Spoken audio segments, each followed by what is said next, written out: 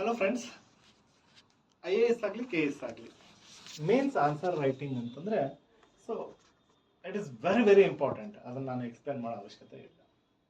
Most of the time so ಏನಾಗುತ್ತೆ, ನೀವು answers ಬರೀತೀರಿ, ನಮ್ಮ ಕೈಯಲ್ಲಿ ಕೊಡ್ತೀರಿ, ನಾವು ಒಂದು ಸ್ವಲ್ಪ ಟೈಮ್ ತೊಗೊಳ್ತೀವಿ, ಫೀಡ್ಬ್ಯಾಕ್ ಟೈಮ್ ಹಿಡಿಯುತ್ತೆ. ಬಟ್ ನಿಮ್ಮ ಕೈಯಲ್ಲಿ ಸೊ ಆಲ್ರೆಡಿ ಅಡಾಪ್ಟ್ IQ ಅನ್ನೋ ಜೀನಿ ಇದೆ. ಅದರಲ್ಲಿ ನಿಮ್ಮ ಮೇನ್ಸ್ ಆನ್ಸರ್ನ ಇವ್ಯಾಲ್ಯೂಯೇಟ್ ಮಾಡ್ಕೊಳ್ಳೋದು ಹೇಗೆ? ಸೊ ನೀವು ಹೋಮ್ ಪೇಜಲ್ಲಿ ಲಾಗಿನ್ ಆದ ತಕ್ಷಣ ಹೋಮ್ ಪೇಜಲ್ಲಿ ಇಲ್ಲಿದ್ದೀರಾ. ಸೊ ಇಲ್ಲಿ ನೀವು ಟೂಲ್ಸ್ ಹೋಗ್ತೀರಾ, ಸೆಕೆಂಡ್ ಸ್ಟಡಿ ಟ್ಯಾಬಲ್ಲಿ. ಸೊ ಈ ಟೂಲ್ಸಲ್ಲಿ ಇಲ್ಲಿದೆ ನೋಡಿ, answer writing for mains. So ನೀವು ಅದನ್ನು ಕ್ಲಿಕ್ ಮಾಡಿಕೊಂಡ್ರೆ ಇವಾಗ ಇಲ್ಲಿ ನೋಡ್ಬೋದು, ಇಲ್ಲಿ write your answer on paper, take clear photos, AI rates and evaluates. ಹೌದು, ನೀವು ನಿಮ್ಮ ಆನ್ಸರನ್ನು ನೀಟಾಗಿ ಬರೆದ ತಕ್ಷಣ ಒಂದು ಫೋಟೋ ತಗೊಳ್ಳಿ. ಎಷ್ಟು ಸಿಂಪಲ್ ಇದೆ ಅನ್ನೋದಕ್ಕೆ. ಸೊ ನೀವೇನು ಮಾಡೋದು ಬೇಕಾಗಿಲ್ಲ, ಜಸ್ಟ್ ಇಲ್ಲಿ ಹೋಗ್ಬಿಟ್ಟು ಆ ಫೋಟೋ ಅಂದರೆ ನೀವು ಬರೆದಿರೋಂಥ ಆನ್ಸರ್ನ ಅಪ್ಲೋಡ್ ಮಾಡೋಣ. ಸೊ ನಾನಿಲ್ಲಿ ನಿಮ್ಮ ರೆಫರೆನ್ಸಿಗೆ 2 ಫೋಟೋಗಳನ್ನು ತಗೊಳ್ತಾ ಇದ್ದೀನಿ. ಸೊ ಓಕೆ, ಓಕೆ, ಇನ್ನೊಂದು ಫೋಟೋ ಮಿಸ್ ಆಯಿತು. ಅಂದರೆ ಒಂದು ಆನ್ಸರ್ 2 ಶೀಟಲ್ಲಿ ಇರೋದ್ರಿಂದ ದಟ್ಸ್ ಇಟ್. ಸೊ ನಾನೀಗ ಎಕ್ಸ್ಟ್ರಾಕ್ಟ್ ಮೈ ಆನ್ಸರ್.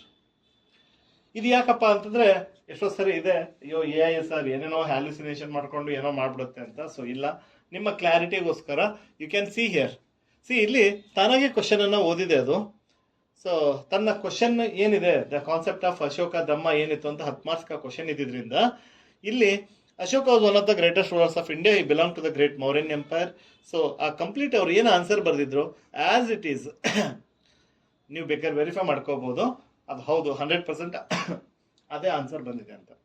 ಸೊ ಇದಾದಮೇಲೆ ಜಸ್ಟ್ ನಿಮ್ಮ ಕನ್ಫರ್ಮೇಷನ್ ಸಿಕ್ಕ ಮೇಲೆ you can go with evaluate with AI. So ಈಗ ಇದು ನಿಮ್ಮ ಇವ್ಯಾಲ್ಯುಯೇಷನ್ನು ನಿಮ್ಮ ಕಣ್ಮುಂದೆ ಇರುತ್ತೆ. ಸೊ ಇವ್ಯಾಲ್ಯುಯೇಷನ್ನು ಯಾವ ಬೇಸಿಸ್ ಮೇಲೆ ಮಾಡಿದ್ದೀವಿ ನಾವು? ಹಿಂದೆ ಬರೆದಿರುವಂತಹ ಟಾಪರ್ ಆನ್ಸರ್ಸ್ಗಳನ್ನು ಕಂಪ್ಲೀಟಾಗಿ ಈ ಸಿಸ್ಟಮು ಟ್ರೈನ್ ಆಗಿದೆ. ಅದರ ಬೇಸ್ ಮೇಲೆ ನೀವು ಇಲ್ಲಿ ನೋಡ್ಬೋದು, ಇದಕ್ಕೆ ಆವ್ರೇಜ್ 4/10 ಅಂದರೆ 10 ಮಾರ್ಕ್ಸ್ಗೆ 4 ಮಾರ್ಕ್ಸ್ ಕೊಟ್ಟಿದೆ. ಆವ್ರೇಜ್ ಅಂತ ಹೇಳ್ತಾ ಇದೆ, 150 ವರ್ಡ್ ಲಿಮಿಟು. ಇಂಟ್ರಡಕ್ಷನ್ನು ಸೊ ಗ್ರೀನ್ ಖಂಡಿತ ಇಲ್ಲ, ಇಲ್ಲಿ ನೀವು ಹಾಫ್ ಮಾರ್ಕ್ ಕೊಟ್ಟಿದೆ. ಬಾಡಿ ಆ್ಯಂಡ್ ಸ್ಟ್ರಕ್ಚರ್ ನೀವು ಗಮನಿಸ್ಬೋದು, 2/4. ಎಕ್ಸಾಂಪಲ್ಸ್ಗೆ ಎಷ್ಟು ಕೊಟ್ಟಿದೆ. ಅದಾದಮೇಲೆ ಕನ್ಕ್ಲೂಷನ್ನು ಲ್ಯಾಂಗ್ವೇಜ್ಗೆ ಅದು ಮಾರ್ಕ್ಸನ್ನು ಕೊಟ್ಟಿಲ್ಲ. ಓಕೆ, ಸೊ ನೀವು ಇಲ್ಲಿ ನೋಡ್ಬೋದು ಸ್ಟ್ರೆಂತ್ ಏನು. Student demonstrates awareness of Ashoka's historical content and attempts to connect the Kalinga war to the adoption of Dhamma. That is the strength. ಅಂದರೆ ರೈಟ್ ಪಾಯಿಂಟನ್ನು ಬರೆದಿದ್ದಾರೆ. ಸೊ ಏನು ಇಂಪ್ರೂವ್ ಮಾಡ್ಕೋಬೇಕು? Replace 4 noble truths which are Buddhist doctrine, not Ashoka's Dhamma. Okay, with the actual pillars of Ashoka's Dhamma such as non-violence, tolerance, respect for elders, compassion, truthfulness, dana as inscribed in his edicts.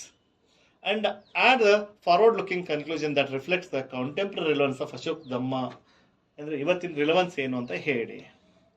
Overall assessment ನೋಡಿದರೆ the answer critically confuses Ashoka's concept of dhamma, a practical ethical code distinct from formal Buddhism. ಹೌದು, 100% ಅಂದರೆ ಅಲ್ಲಿಂದ derive ಆಗಿರ್ಬೋದು, ಆದರೆ 100% ಅದೇ ಆ ಧಮ್ಮ ಅಲ್ಲ. ಅದನ್ನು ತುಂಬ ಕ್ಲಿಯರಾಗಿ ಹೇಳ್ತಾ ಇದೆ. with the 4 noble truths of Buddhism, which is a significant fatal error undermines the core of the response. So the answer lacks conceptual accuracy, exceeds the word limit slightly, and contains grammatical issues such as worth of mention and incorrect name Mahila instead of Mahinda. So these are minor errors. Okay, no problem. So ನೀವು ಇನ್ನೊಂದನ್ನು ನೀವು try ಮಾಡ್ತೀನಿ ಅನ್ನೋದಾದರೆ just for your reference. So ಅಲ್ಲಿ ಇನ್ನೊಂದು ಕ್ವಶನನ್ನು ತಗೊಳ್ತಾ ಇದ್ದೀನಿ. ಹಾಗೆ ಅಲ್ಲಿ 1 ಪೇಜ್ ಆ್ಯಡ್ ಆಯಿತು.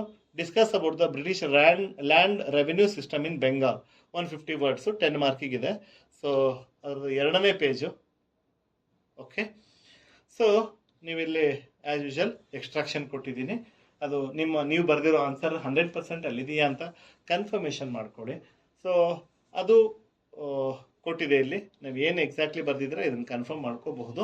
ನಿಮ್ಮ ವರ್ಡ್ ಕೌಂಟ್ ಸಮೇತ ಕೊಟ್ಟಿದೆ. ಹಾಗೆ ಇದನ್ನು ನಾನು ಇವ್ಯಾಲ್ಯುಯೇಟ್ ಮಾಡೋಕ್ಕೆ ಕೊಡ್ತಾ ಇದ್ದೀನಿ. ನೋಡೋಣ ಸೊ ಇದಕ್ಕೆ ಎಷ್ಟು ಮಾರ್ಕ್ಸ್ ಬರುತ್ತೆ, ಸೊ ಇದಕ್ಕೆ ಎಷ್ಟು ಮಾರ್ಕ್ಸನ್ನು ಸ್ಟೂಡೆಂಟ್ ತಗೊಳ್ತಾರೆ ಅಂತ. ಸೊ ಇದು 5 ಮಾರ್ಕ್ಸ್ ತಗೊಂಡಿದ್ದಾರೆ. 10ಗೆ. ಸೊ ಇಂಟ್ರೊಡಕ್ಷನ್ನು ಅಗೇನ್ ಇಲ್ಲಿ ನಾಟ್ ಸೋ ಬೆಸ್ಟ್, ಬಾಡಿ ಸ್ಟ್ರಕ್ಚರ್ಗೂ ಅಂತ ಏನಿಲ್ಲ, ಎಕ್ಸಾಂಪಲ್ ಡಾಟಾ ಬಗ್ಗೆ ಅಂತ ಏನಿಲ್ಲ, ಆದರೆ ಕನ್ಕ್ಲೂಷನ್ ಬಗ್ಗೆ ಇಲ್ಲಿ ಒಳ್ಳೆ ಒಪಿನಿಯನ್ ಇದೆ. ಲ್ಯಾಂಗ್ವೇಜ್ ಬಗ್ಗೆ ಅಂತ ಏನು ಪರ್ಟಿಕ್ಯುಲರ್ ಪಾಯಿಂಟ್ ಇಲ್ಲ. ಸ್ಟ್ರೆಂತ್ ಏನು? So student attempts to cover multiple land revenue system and correctly identify peasant exploitation as a central theme of British land policy in Bengal. So ನೋಡಿದರೆ ಅದೇ ಥರ ಏನು ಇಂಪ್ರೂವ್ ಮಾಡ್ಕೋಬೇಕಾಗಿತ್ತು, ಸೊ ಡೀಟೇಲ್ ಆಗಿ ಕೊಟ್ಟಿದೆ. Actually ಯಾವ್ಯಾವ ಸಿಸ್ಟಮನ್ನು ಹೇಗೆ ಇಂಪ್ರೂವ್ ಮಾಡ್ಕೋಬೇಕು ಅಂತ ಓವರ್ ಆಲ್ ಅಸೆಸ್ಮೆಂಟನ್ನು ಕೊಟ್ಟಿದೆ. ಸೊ ನೀವಿಲ್ಲಿ ಅರ್ಥ ಮಾಡ್ಕೋಬೇಕಾಗಿರೋದಿಷ್ಟೇ. ಸೊ ಈ ಸಿಸ್ಟಮು ನಿಮ್ಮನ್ನು ನಿಮ್ಮ ಡೆಸ್ಟಿನಿ ಕಡೆಗೆ ಒಯ್ಯೋಕ್ಕೆ ತುಂಬ ಹ್ಯಾಂಡಿಯಾಗಿರುವಂತಹ ಒಂದು ಫೀಚರು. ಸೊ ಇನ್ಸ್ಟಿಟ್ಯೂಷನ್ ಕಡೆಗೆ ಅವ್ರದ್ದೇ ಆದಂಥ ಫೀಚರ್ಸ್, ಲೈಕ್ ನಮ್ಮ ಆ್ಯಪಲ್ಲಿ ಏನಂದರೆ ಬಲ್ಕಲ್ಲಿ ಅವರು ಸ್ಕ್ಯಾನ್ ಮಾಡಿ ಇವ್ಯಾಲ್ಯೂಯೇಷನ್ ಮಾಡ್ಕೊಳ್ಳೋಂಥ ಒಂದು ಸಿಸ್ಟಮ್ ಇದೆ. ಬಟ್ ನೀವು ಸ್ಟೂಡೆಂಟ್ಸು ನಿಮ್ಮ ಆನ್ಸರ್ಸ್ಗಳನ್ನು ಇನ್ಸ್ಟಂಟಾಗಿ ಇಮಿಡಿಯೇಟಾಗಿ ಒಬ್ಬ ಟೀಚರ್, ನಾನು ಟೀಚರಾಗಿ ಹೇಳ್ತಾ ಇದ್ದೀನಿ, 100% ಎಲ್ಲ ಯಾವ ರೀತಿ ಬರೀಬೇಕಾಗಿತ್ತು, ಹೇಗೆ ಪಾಯಿಂಟ್ ಆ್ಯಡ್ ಮಾಡಬೇಕಾಗಿತ್ತು, ಎಕ್ಸಾಕ್ಟ್ ಆನ್ಸರ್ ಏನು, ಮಾಡಲ್ ಆನ್ಸರ್ ಏನು ಅಂತ ನಾನು ಹೇಳೋಕ್ಕಾಗಲ್ಲ. ಬಟ್ ಈ ಸಿಸ್ಟಮಲ್ಲಿ ಇಟ್ ಈಸ್ ಪಾಸಿಬಲ್. ನಿಮ್ಮ ಆನ್ಸರು ಎಷ್ಟು ಮಟ್ಟಿಗೆ ಬೆಸ್ಟ್ ಇದೆ, ಹೇಗಿದೆ ಅನ್ನೋದನ್ನು ನೀವು ಗಮನಿಸ್ಕೋಬೋದು.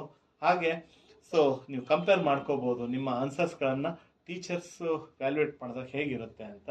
ಬಟ್ ತುಂಬ ಟೈಮು, ಕಾಸ್ಟು ಎಲ್ಲ ಸೇವ್ ಆಗುತ್ತೆ. ಸೊ ಅಡಾಪ್ಟ್ IQ ಜೀನಿ ಅನ್ನೋದರಲ್ಲಿ ಮತ್ತೆ ನಾನು ಎರಡನೇ ಮಾತಿಲ್ಲ ಅಂತ ಹೇಳ್ತೀನಿ. Thank you.